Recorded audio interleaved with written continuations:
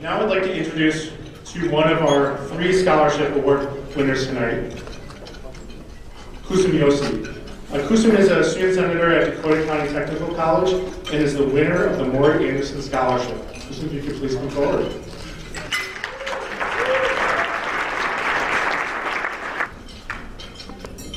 Good evening, everyone. My name is Kusum Joshi, and I am a multimedia and web design student in Dakota County Technical College. I won't be here without the MSCSA Morrie Anderson Scholarship. I feel very privileged and touched to receive your support in my education. I share your understanding that education is the most exceptional gift one can be given, and it allows us to have a foot in the door of the future. I lived in India almost all my life, so arriving in US was a dramatic change for me. The most challenging aspect for me is to become a financially strong, independent woman and help in raising my family in US. So I decided to continue my education to get a good job here in the US. But after coming here and enrolling in the college, I realized it is not easy to study in US, especially when you don't have enough financial support and you don't have any family and relative support close by. I am very grateful to my husband for being so supportive throughout my education. I would like to extend my deepest gratitude to those at MSCSA, especially those on the scholarship committee. The gift you have given all of us will put our goal of equality education within reach. Your gift has not only relieved some of the financial pressure of going to the college, but also provided us with something equally, if not more important, recognition of a job well done. Receiving this scholarship has already boosted my self-confidence, knowing that I not only completed a very important task, but also took the responsibility of creating a foundation of getting me closer to my career goals. I am very motivated to complete my education, and I believe in the importance of earning a college degree. Therefore, I plan to work extra hard to obtain as my associate degree in web designing and multimedia. This scholarship award pushes me further toward my web design and my dreams of one day having a successful career as a front-end developer. This scholarship has taken some of the financial burden off and will allow me to invest the most into my education. Thank you, MSCSA Morrie Anderson Scholarship, which really means a lot for me. Finally, congratulations to my fellow scholarship recipients who have all earned it. I leave you with the words of the late Wendy Preston, who said, "Don't live down to expectations, go out there and do something remarkable." Thank you so much, everyone. Thank you, Kusum. Next, I'd like to introduce Hjelle, who is the Student Senate President at Fond du Lac Tribal and Community College. Andrew is the embodiment of a servant leader in the way that he gives back to those in his community. Please join me in welcoming Andrew Hjelle.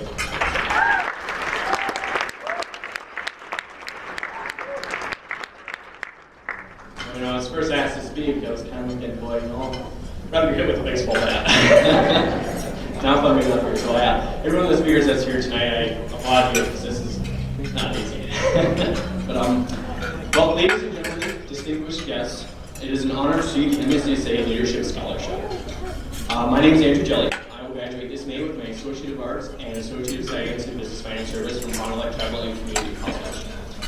Fond du Lac Tribal College is the only tribal and community college in the state of Minnesota. It is truly a union of cultures. It's an incredible opportunity to be able to go to school like that. I chose there to go because I didn't have a choice. Well, when you're the youngest of 4 siblings, you kind of have to go in the path that they are. But that was first set up by my mother. She was the graduate there. She would always explain to me and tell me how wonderful the staff and the teachers were. They gave her every opportunity to succeed, and that has been the same for me. They give me every tool, and it's been an incredible honor to be able to be part of a school that wants you to succeed. To see people like that, and they're willing to work with you, it's incredible. In the spring of 2015, I had an advisor tell me about a course called the Volunteer Income Tax System. Like most people, when I hear the word tax, I kind of cringe. But the advisor shared how this, excuse me, see, it's not easy. The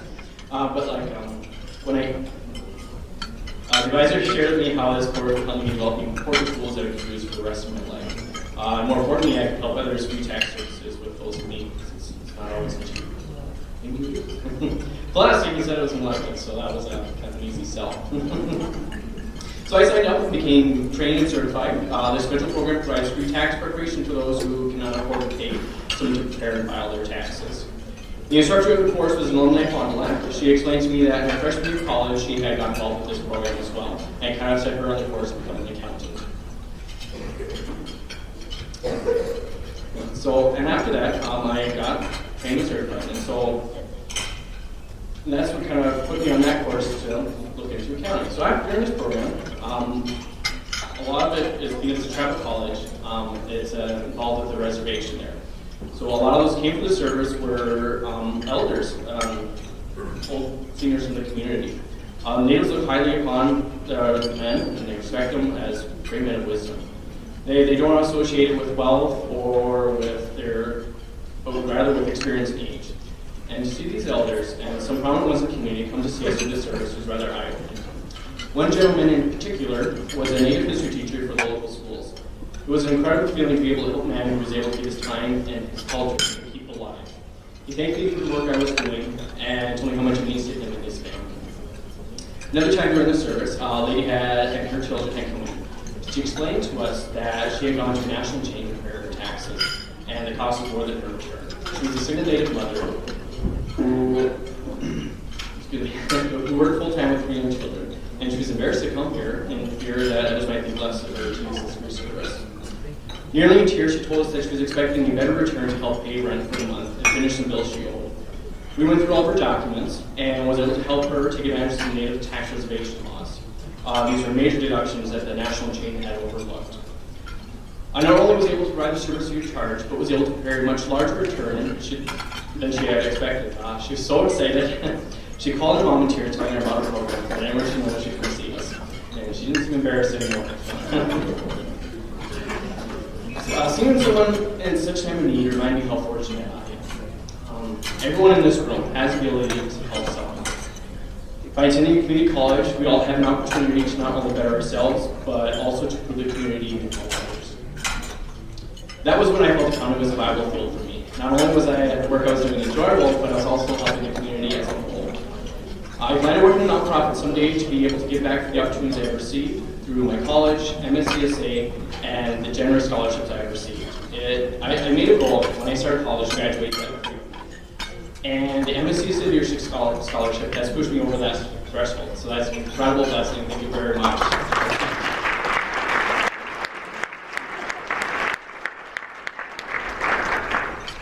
As many college students know, it is a complicated and stressful arena. A challenge I faced was balancing work and school.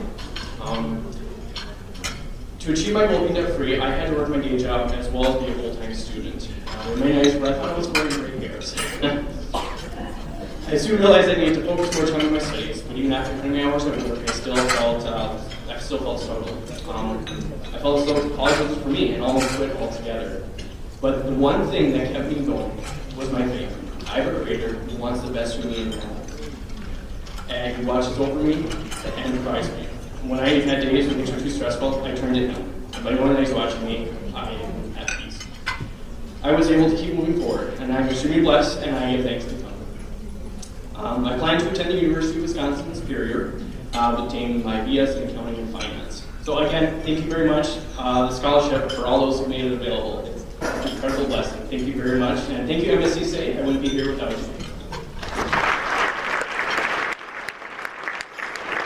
Great, thank you, Andrew. And finally, I'd like to introduce Julie Baker Moxley, a student senator from Minnesota State College Southeast, and has been an outstanding leader on campus and in her community. Please come forward, Julie.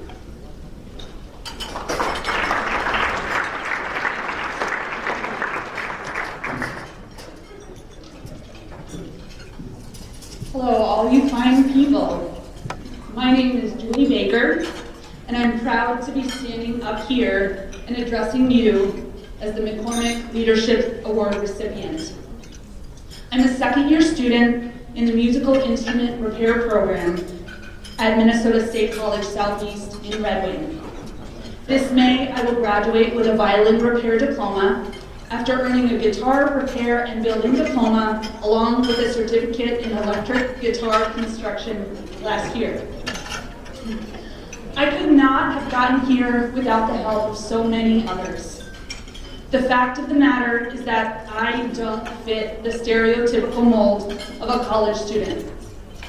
I'm 41 years old. I have a grown child, and I've put time in corporate America. That feels like a lifetime ago. When I was younger, I never imagined that starting over, like really starting over, would be anything but life-shattering. But here I am, a full-time student again. I've transitioned from computers to woodworking tools, from manicures to calluses, and from repairing code to repairing musical instruments. I found the freedom to go back in time and rediscover my joy in music. And because of this amazing country we live in that offers and values personalized education for everyone, I'm able to study and learn alongside some very talented and innovative musicians. There is nothing like the sound of beautiful music coming out of a guitar that you built with your own two hands. When you hear the music come out, you say to yourself, I made that. It gives you the confidence that you can take on any challenge. But the experience also allowed me to define who I am and hopefully become a strong role model. As one of very few women in my program, I hope to inspire other women to build musical instruments. I also hope to inspire my son, who is a college student now too. I want to show him that there's reward in pursuing options that are not mainstream. Somewhere along the way, we all hear that a good job equals a high-paying job, that there's a right way to do things, and that money is our ultimate goal. But I don't believe that's all true. Tucked in the moments of toil and money-making, there are opportunities to do more. We have the choice to engage with meaning, with dedication, and with others. I do believe that these are the ways we find our purpose. And by pursuing our own unique passions, high-paying or not, we also find our people. I'm often at a loss as to how to sufficiently thank the people who support me in my journey. I imagine your life stories are much like mine. Learning from mistakes, building relationships, and at times standing alone. When I got divorced 5 years ago, I looked at the world through a child's eyes. I thought that everything would fall into place, that I'd be shown the way, that things would get easier. Instead, I found myself engulfed in struggle. The mortgage was too high, so I took a new job. I worked early morning hours, and I was always tired. I saw less and less of my son. When the refinance was denied, I lost my house, and I had to find something else I could afford. I let go of a lifetime of possessions, selling some, giving some away, holding on to only what would fit in the storage space at my new shared rental. The civil, co-parenting relationship I envisioned with my ex-husband wasn't panning out either. The idealistic vision I had of my world had fallen apart. That's when I realized that there is no true vision of my future. The expectations I set for myself were illusions. Husband, house, family, career, retirement, travel. I could either continue waiting miserably for the world to catch up with my expectations, or I could let them go and start doing things for myself. So I changed my focus, and I proudly find myself here addressing you today. These trials taught me how important effort is in achieving our dreams. But even with effort, no one can do it alone. And that is why I am so grateful for the support that this scholarship gives me. That's why it is so important for me to pay it forward. In May, I enrolled in a certification course to advocate for sexual assault victims in Minnesota. I volunteer with the Hope Coalition 1 weekend per month to be the on-call person for their 24-hour crisis hotline. Fulfilling this role is one of the hardest things I've ever done. It means being prepared for anything, putting aside everything else in my life and dedicating my full attention to advocating for a stranger. Yet, I know that my involvement makes a huge difference, not only to the survivor, but also towards supporting the community. This is one of the ways I've chosen to be a citizen of my community and not just a resident. That means that I must always find ways to pay it forward with money, time, and my talents. This scholarship has allowed me to get my degree with a little less debt and to find ways that I can give back to others.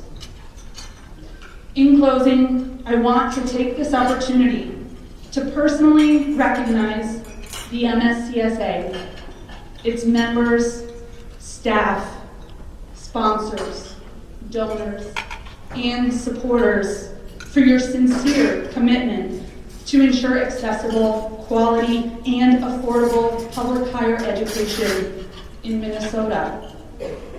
Some of you may recognize the words of John Wooden, one of the winningest basketball coaches of all times, and somebody whose life's work I admire. He said, "A leader's most powerful ally is his or her own example." Thank you for motivating us, for carrying on the conversation even when we resist, for your respect and availability. That is the lesson we all take away, that your thoughtful and persevering examples empower us to become leaders ourselves. Thank you.